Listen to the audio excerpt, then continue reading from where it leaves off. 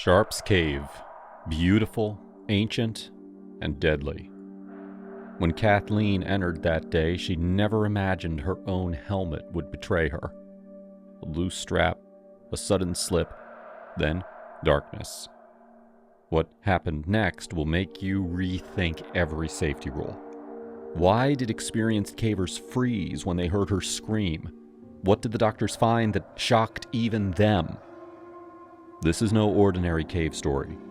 This is a warning from the depths. Keep watching if you dare to discover the truth hidden in Sharp's Cave. Viewer discretion advised. Covered deep in the heavily wooded hills of West Virginia lies Sharp's Cave, a stunning underground world filled with twisting passages, towering rock formations, and a thriving bat population.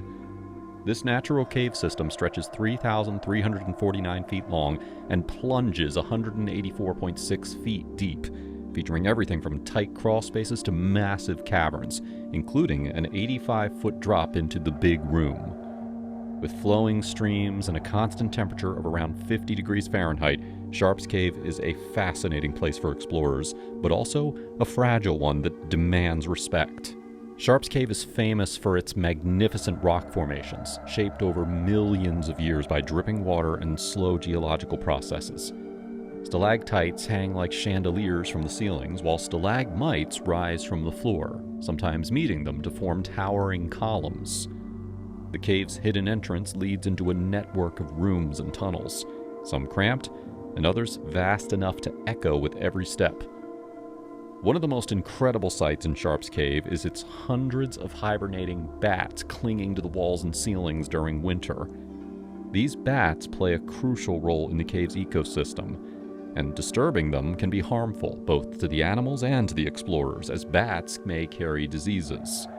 Now, while much of Sharp's Cave has been mapped, some areas remain unexplored. Surveys in the southern part of the county are still incomplete, meaning that there could be even more passages and hidden chambers waiting to be discovered. Some nearby caves are simple pits or short tunnels, while others, like Sharp's Cave, contain extensive winding passageways that challenge even experienced cavers. The cave's exact history is unclear, but like many Appalachian caves, it was likely used by Native Americans and early settlers for shelter or resources. Today, it serves as a natural laboratory for scientists and a thrilling but dangerous destination for cavers. Caves like Sharp's are delicate environments.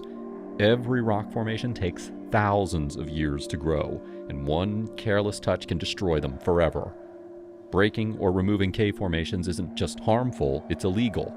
Visitors must follow strict guidelines to preserve the cave for future explorers and researchers. Exploring Sharp's Cave is not for beginners. Tight squeezes, deep drops, and slippery streams all make it risky without the right gear and experience. Only trained cavers should venture deep inside, while others can admire its beauty from safer areas. Sharp's Cave is a hidden gem of West Virginia, offering breathtaking sights and thrilling challenges. But with its beauty comes responsibility. Entering means respecting its ancient formations and wildlife. Whether you're an experienced caver or just curious, Sharp's Cave reminds us of the wonders beneath our feet and the importance of protecting them. Expedition begins. On the 5th of September 1998, the morning air was crisp and cool as a group of 8 cavers gathered at the trailhead leading to Sharp's Cave in West Virginia. The sky was overcast, with a light drizzle dampening the fallen leaves underfoot. Above ground, the temperature was around 45 degrees Fahrenheit, but inside the cave it would be a steady 50 degrees. Chilly, but manageable with the right gear. Among the group were Frank Tirado and George Palmos, seasoned cavers with years of experience navigating underground labyrinths. They had explored Sharp's Cave before, but for others, like Kathleen Sharkey, age 49, this was their first real caving adventure. Kathleen, an enthusiastic beginner, had spent weeks preparing, studying maps, packing supplies, and listening to stories from experienced cavers. She was excited but nervous, knowing that caves could be both beautiful and dangerous. The team double-checked their gear. Helmets, headlamps, gloves, knee pads, and sturdy boots. Kathleen wore a plastic construction hard hat with an elastic chin strap, a piece of equipment better suited for a work site than a cave. It didn't fit well, slipping forward whenever she moved too quickly. She adjusted it nervously as the group approached the hidden entrance, a dark gap in the hillside covered in moss and tangled roots. They looked one last time at the sunlight that was starting to dim. Then, they turned on the lights on their heads and they walked into the darkness. The cave swallowed them whole. The light on Kathleen's head was getting dim as she walked behind her team further into the cave. The walls of the small tunnel were close to them. At some points, they had to crawl through narrow passages.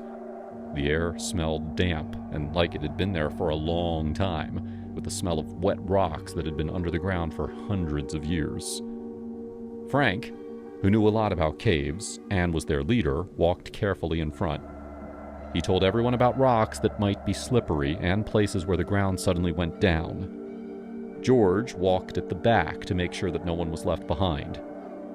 Kathleen tried to pay attention to the dangers, but she couldn't stop looking with amazement at the shiny rock formations that hung down from the ceiling like sparkling glass lights. After about an hour of slow progress, they reached a frightening crack in the rock, a steep, dark opening that dropped straight down. Frank went first, feeling his way along the rough walls to find safe footholds. One by one, the others followed. Kathleen felt a little bit scared at the edge, her hands shaking slightly before she began climbing down. Right away, Kathleen started having difficulties. Her helmet kept sliding down over her eyes, making it hard to see whenever she looked down to find a safe place to put her foot next. The strap on her helmet was too loose, but because her hands were holding onto the cold rock tightly, she couldn't fix it properly. When she was about halfway down the dangerous drop, her fingers started to lose feeling because of the cold. Just as Kathleen was struggling the most, the group suddenly decided to turn back. Maybe they sensed danger, or maybe they realized that the passage was just too difficult. Whatever the reason, Kathleen now faced the terrifying challenge of climbing back up the way she had come, with a slipping helmet, numb fingers, and growing exhaustion. The cave that had seemed so beautiful just moments ago now felt like a trap closing in around her. The fall. When Frank called up that they were turning back, Kathleen tried to stay calm. She began climbing up the way that she had come, feeling blindly for handholds in the dim glow of her headlamp. The rock felt colder now, the holds harder to find. Then, disaster struck. As Kathleen looked down to find her next foothold, her loose helmet slipped forward again. But this time, the front edge smashed into the rock ceiling above her. The violent impact whipped her head backward with a sickening jerk. Her fingers, already numb from the cold, lost their grip completely. For one scary moment, Kathleen felt like she was floating, falling backwards through the dark towards the sharp, uneven rocks below. Then, there was a terrible crack sound as her body hit a stone ridge. All the air rushed out of her lungs, and a severe burning pain went through her back. Her helmet fell off and disappeared into the darkness, leaving her almost completely in the dark. Kathleen screamed loudly before she could stop herself. The sound bounced off the cave walls and mixed with the worried shouts of her teammates. She could feel warm blood slowly trickling down her neck where her helmet had cut her. Every time she took a breath, new waves of strong pain went through her ribs. The most frightening thing was that when she tried to move her legs, they wouldn't move. The fall had done something very bad to her spine. Somewhere up above, flashlights flickered as the team tried to reach her. But in that moment of pain and darkness, Kathleen realized the awful truth. She was not going to be walking out of this cave, not on her own feet. The adventure had turned into a fight for survival, and she was badly hurt. Frank quickly turned around when he heard Kathleen's scream echo in the cave. He rushed to Kathleen. What he saw made him very worried. Kathleen was lying on the ground in a twisted position, and her face was pale, showing that she was in a lot of pain. Every time she breathed, it was fast and not deep, like an animal that has been hurt. "Stay still," George said as he rushed to her side. He looked for blood, but he found none. The damage was hidden inside. When Kathleen tried to speak, with her painful voice saying, quote, "My back, it hurts," the way that Kathleen moved her body quickly, even when they touched her very softly, showed them that something was seriously wrong. They thought that it was probably an injury to her spine. They gently helped Kathleen sit up. She bit her lip very hard so that she wouldn't cry out because the movement sent a burning pain all through her body. Little drops of sweat appeared on her forehead even though it was very cold in the cave. Everything inside her told her to stay still, but she knew the truth. Staying there was not possible if she wanted to see the sun again. She would have to go through the terrible pain of moving. The team looked at each other with worried faces. Helping someone who was badly injured with a possible spine injury to get out of a cave was the worst thing that could happen to anyone who explores caves. The narrow passages that they had squeezed through happily just a few hours ago now seemed like big obstacles that they wouldn't be able to get past. But they had to do it. Kathleen's life depended upon what they did next. The rescue. Getting Kathleen out of the cave was very, very painful. With one of her friends holding her up on each side, they moved forward very slowly through narrow passages. Every little movement of her feet, every time that she gently touched the sides of the cave, sent sharp pain shooting through her back. Even though she tried to be strong, she couldn't stop making small sounds of pain. When they reached large boulders, the team had to carefully lift her over the obstacles.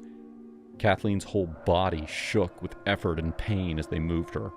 She bit down hard on her lip just to stop from screaming. The cave's cold air made her shiver, and yet her clothes were soaked with sweat from the exhausting effort of staying awake and moving.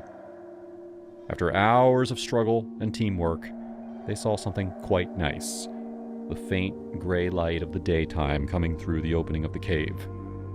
The light rain outside had turned into a steady rain, but no one cared about that. One of the cavers ran on ahead to call for an ambulance, while the others carefully put Kathleen down on a flat rock. She stayed completely still because she was very scared that any other movement might make an injury to her back even worse. When the emergency medical team arrived, they worked quickly but carefully. They gently put Kathleen onto a board that would keep her from moving. They used straps to hold her head and body in place. Even when they touched her very lightly, she would take a quick, painful breath. At the hospital, the doctors found out that she was very lucky because she hadn't broken any bones. But her back and ribs were very badly bruised. Getting better would take a long time and it would hurt a lot. But it was a very small thing compared to being alive. Kathleen was very lucky to come out alive from her accident in Sharp's Cave. But the experience taught her some very important lessons that she would never forget. The biggest problem? Her helmet. That cheap plastic hard hat with its loose strap did not belong in any cave. Every time she moved, it slipped, and when she needed it most, it actually caused her to fall. Experienced cavers told her later, "You need a real caving helmet. A good one stays put with a strong strap that won't stretch. Yeah, it might cost more, but it's worth it." As Kathleen said after her accident, quote, "I'll definitely buy a proper helmet before I go caving again." Her accident also showed why you have to be careful moving injured people. When Kathleen fell, her friends helped her out, but this could have been very dangerous. If her back or neck had been seriously hurt, moving her might have made things worse. The safest thing to do is to keep the person still and get trained rescuers with the right equipment. Caves are incredible places to explore, but they demand proper respect and preparation. Kathleen learned this lesson the hard way through her frightening accident. Her experience taught her 3 crucial rules that every caver should follow. Always wear proper caving gear designed specifically for underground exploration. never take unnecessary risks when it comes to safety, and be fully prepared to handle emergencies. The cave environment does not distinguish between experienced explorers and beginners. A single mistake can have serious consequences. This is why responsible cavers prioritize safety above all else, ensuring that they can continue enjoying these underground wonders while returning home unharmed after each adventure. The underground world offers breathtaking beauty, but only to those who approach it with the right knowledge, equipment, and caution. Now, I turn it over to you. Have you ever had a close call while exploring? Let us know in the comments down below. Don't forget to like, subscribe, and hit that notification bell so that you never miss out on our next adventure or cautionary tale. Stay curious, stay prepared, and we'll see you in the next video. Until then, happy and safe exploring.